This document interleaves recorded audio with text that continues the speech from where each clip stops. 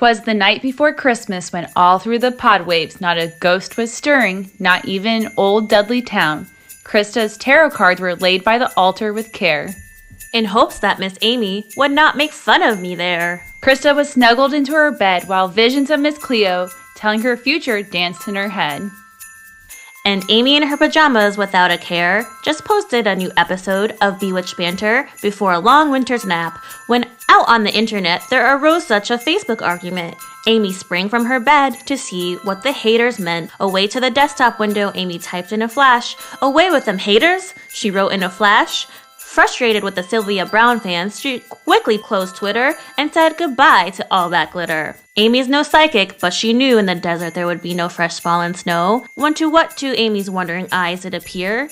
But my big sis, Erica, and 8 jingle bells, oh dear. With a little jingle so lively and quick, we knew in a moment we might be sick. Speak of the devil, Krista then came, and she whistled and shouted our episode topics out by name. Now magic, now psychics, now tarot and vampires, on voodoo, on Satan, on witches and bewitches. Listen from the top of the podcast, go have yourself a ball. Now listen away, listen away, listen away all. Leave us a review and we can fly high. We're just getting started, but one day we'll surely reach that sky. So up to the studio the Bewitches flew, with their heads full of new ideas and new episodes too, which we know will contain many spoofs, because we're just such goofs. We started to research around for new ideas, knowing many topics would leave us confound. Down through the chimney, a man came abound. He was dressed all in fur from his head to his foot, and his clothes were all tarnished with ashes and soot.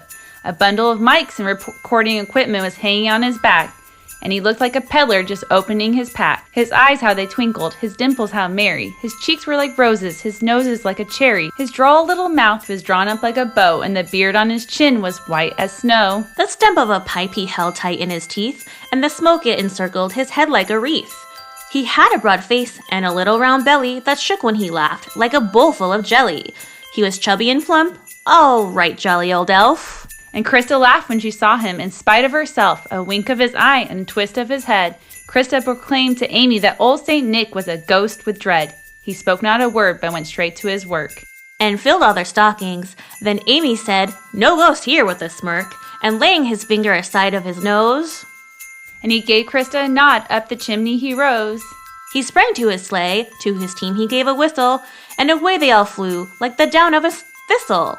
But to Amy's surprise, she heard him exclaim as he drove out of sight, "Happy Christmas to all, and to bewitches a good night. Merry Christmas! Feliz Navidad!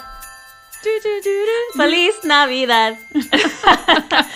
Just wanted to do a short little Christmas special for y'all because it's Christmas and we ain't working. Yes, so that was our little Christmas poem to you all. I hope you guys have a Merry Christmas. If you don't celebrate Christmas, I hope at least maybe took a few days off just to celebrate whatever, celebrate life, and stay safe out there. I know COVID seems rampant.